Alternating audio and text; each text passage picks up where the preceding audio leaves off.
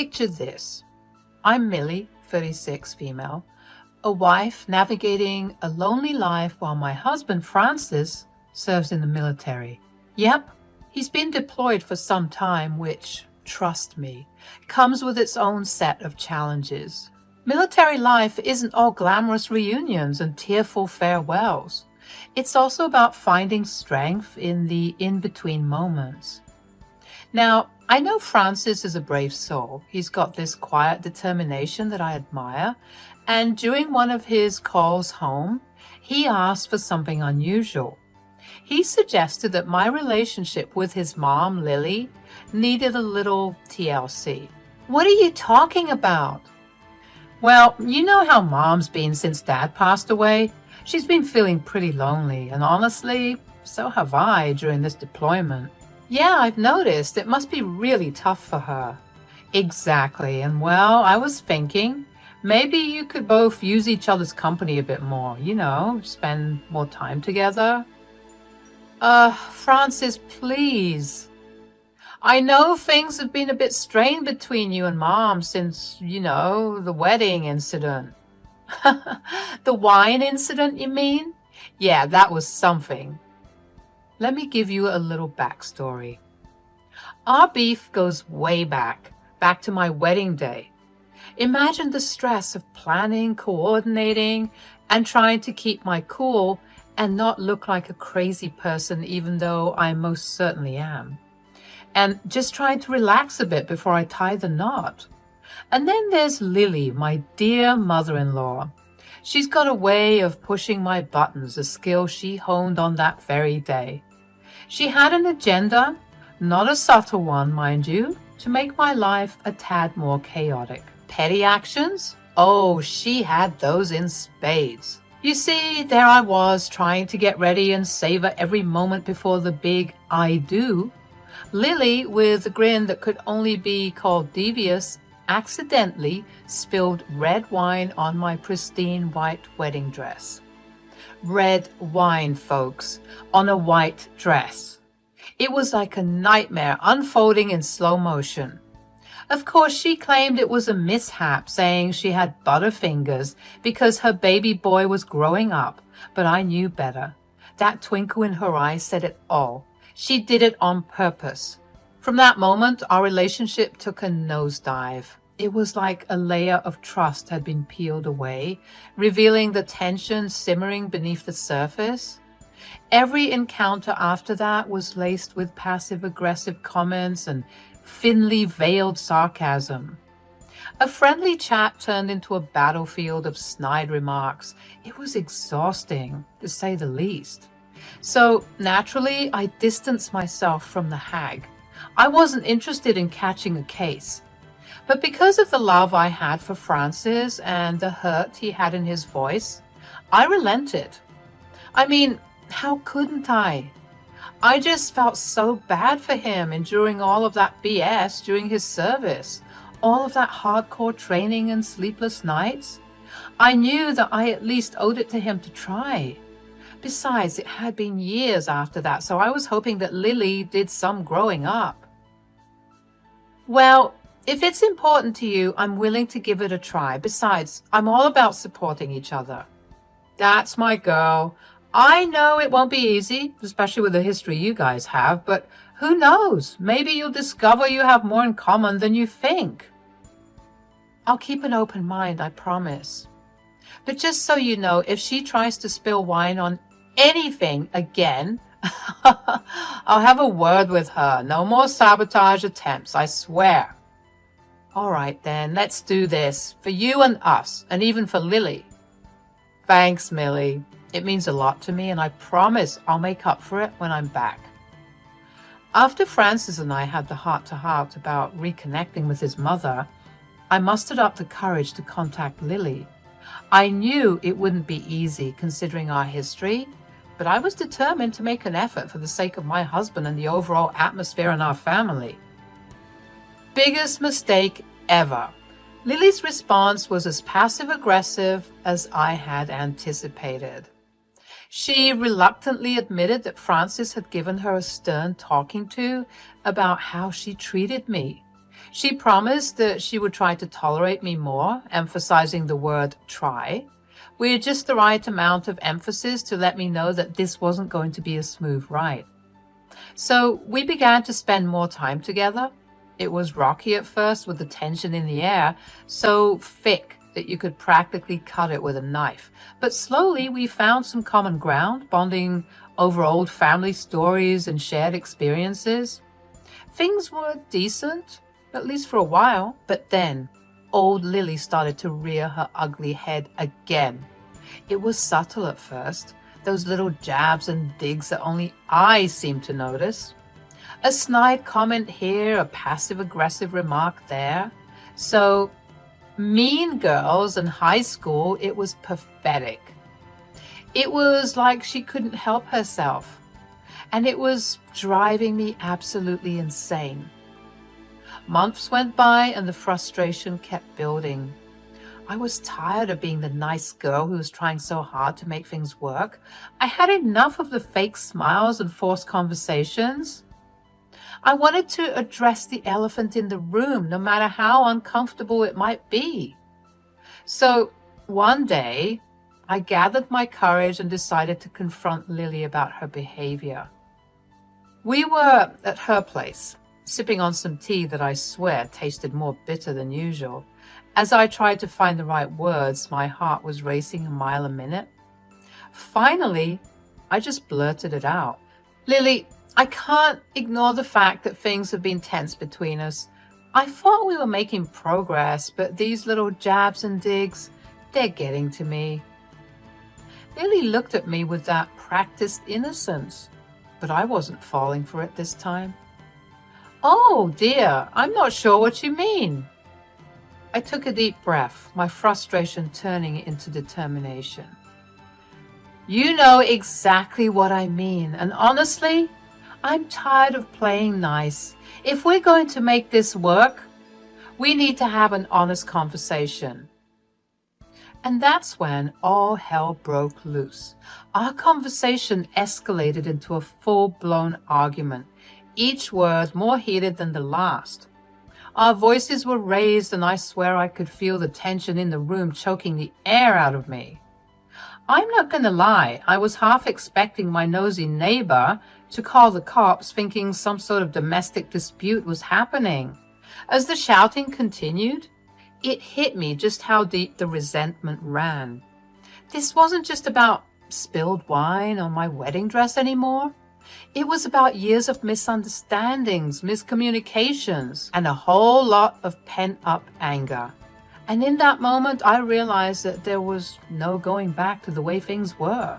Our argument eventually subsided, leaving the room feeling heavy with the weight of our words. I left Lily's place that day feeling drained, but strangely liberated.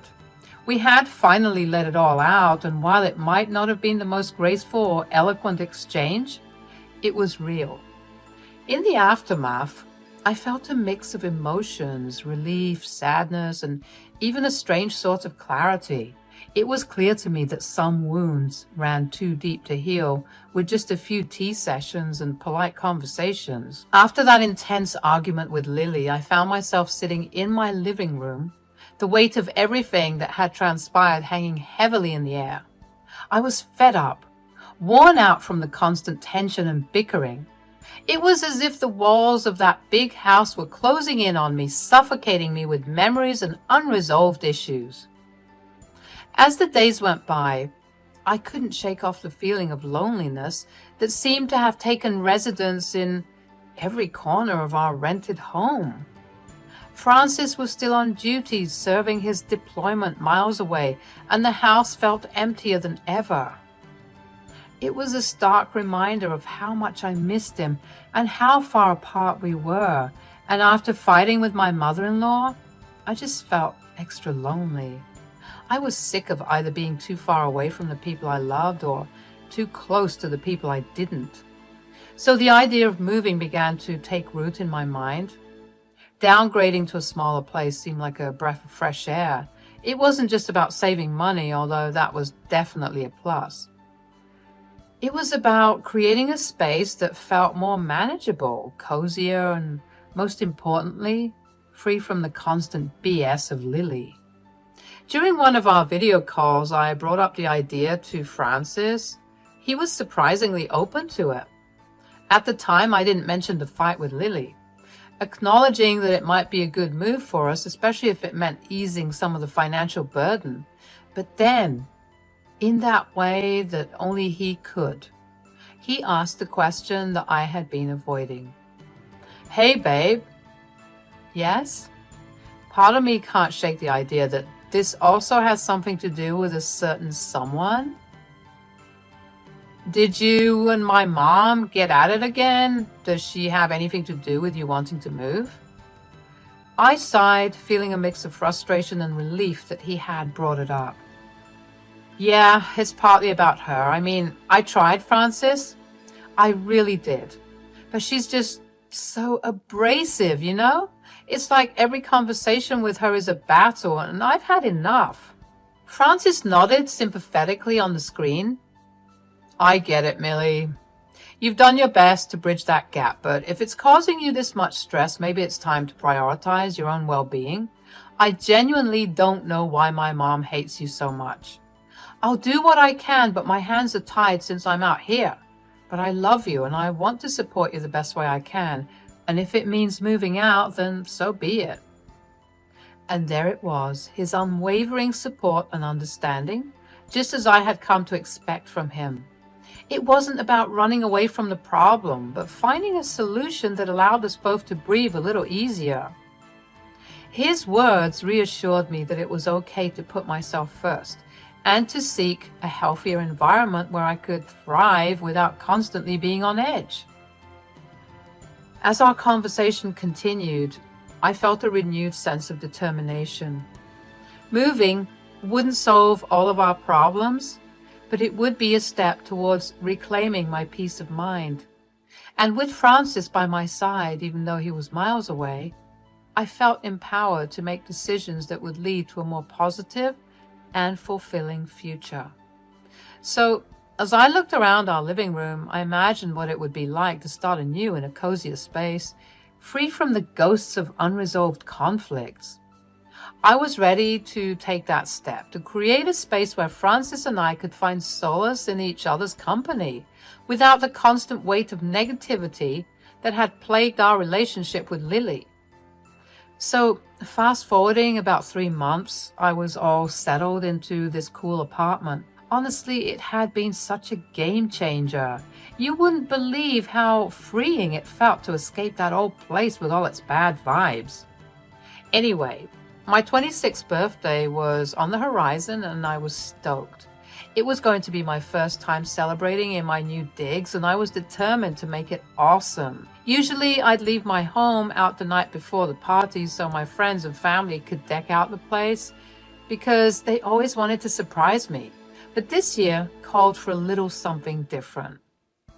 I obviously couldn't have a grand party in such a tiny apartment. My friends were there and we were getting the party started before our early flight the next day. You know, having a pre-trip hangout, crashing at my place, and then jetting off together. We were having a great time. The living room was buzzing with laughter and chatter as we geared up for the adventure. But obviously, things can't stay the same forever, right? During all the excitement, my phone buzzed with a text from Lily. Curious, I checked it out. Call me now. Something important to talk about. It was quick and to the point, but the urgency in it made me wonder what was up. I slipped away from the crew, heading to my bedroom to dial her up. My heart was racing a bit, like, what was so urgent? Hello? Hello, Lily? What's going on? I've had enough of your crap, Millie. What the hell is wrong with you? Excuse me? You heard me. What is your problem? Why do you have to go and try to make my son hate me? Oh, I see. You're mad because I told your son the truth? What truth? You're ridiculous, you know that? Lily, I don't have time to deal with you, okay? I'm sick of you and your bitterness. I don't care that you're a miserable person. Just leave me alone and let me enjoy my birthday weekend. Speaking of that, I wanted to let you know something. You're not going to be enjoying your birthday this year. You should thank me for the heads up. What the hell? What are you talking about? Well, I was feeling a bit bitter after not being invited this year, you see, so I took the liberty of contributing as best I could so that I could at least do something special for the birthday girl. What the hell did you do, Lily? Well, I'm sure you'd like to see it for yourself tomorrow, but I can't hold it any longer. I broke into your home and broke everything. All of the decorations, the furniture, everything is broken. Come to think of it, I did you a favor because your friends did a terrible job at decorating this year. Honestly, it looked like a completely different person was living in that house. I took a long pause, practically hearing Lily smirking on the phone before she said, "Oh, looks like I did my job and gave the birthday girl a great surprise. Happy birthday, Millie. Hope you have a blast." I started laughing, and this seemed to anger Lily. "Why are you laughing? What's so funny? You should be crying right now." "Oh, Lily, you idiot." "Excuse me?" "You think you're so smart, don't you? Well, I will say one thing. You did manage to surprise me, that's for sure. I didn't know you could be so horrible, but you made a big mistake, love." "Oh, yeah? And what's that?" "That's not my house." "What? Have you lost your mind or something?" "Nope. But you will once you realize whose house you just broke into and vandalized." So I spilled the beans to Lily about my move 3 months back. I guess it was kind of unexpected for her to hear that I had decided to pack up and leave. The old house was history, and in its place was this new sheriff who had rolled into town.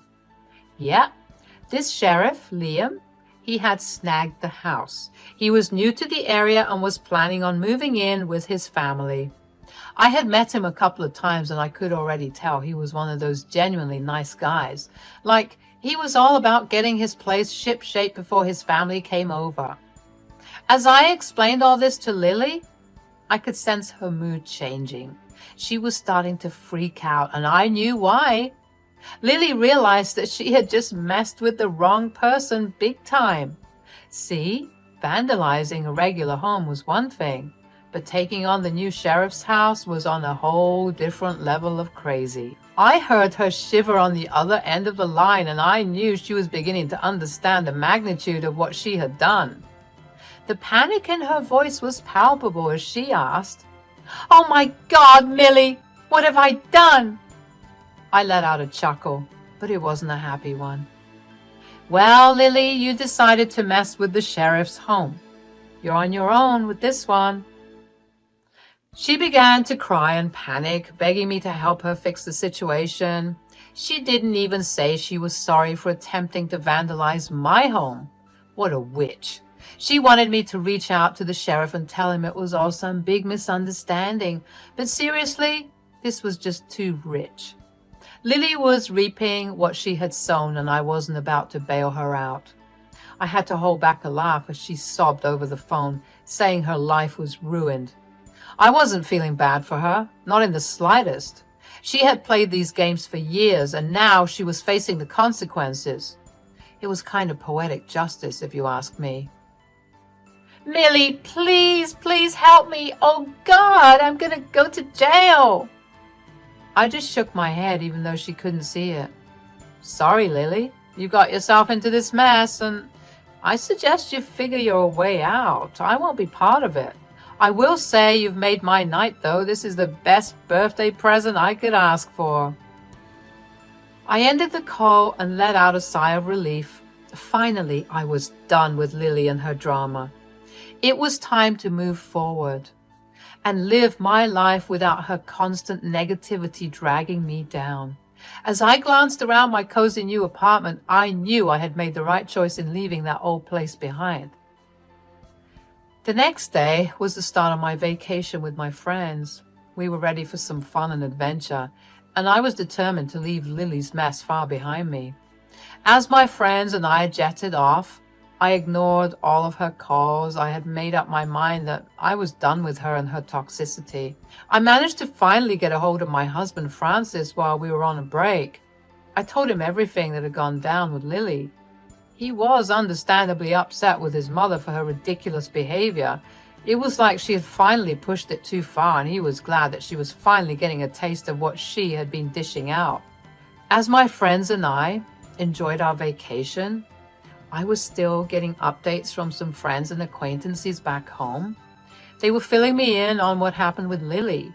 Turns out, after all her crazy antics, she had landed herself in a jail cell.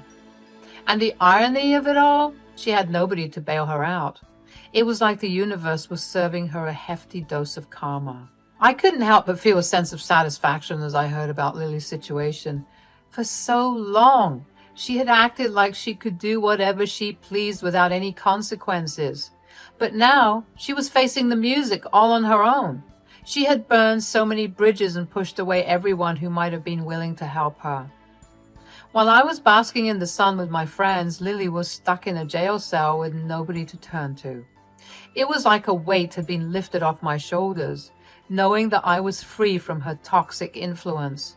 I was no longer going to be dragged down by her manipulations and hurtful actions. As my vacation came to an end, I returned home feeling refreshed and renewed.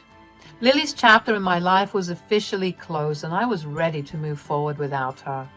It was a liberating feeling knowing that I had taken control of my own happiness and left behind the negativity that had held me back for so long. Life moved on, and I focused on building positive relationships and surrounding myself with people who truly cared about me. Francis and I were stronger than ever, united in our determination to create a happy and healthy life together. And as for Lily, well, she had finally reaped what she had sown, and it was a lesson she wouldn't soon forget.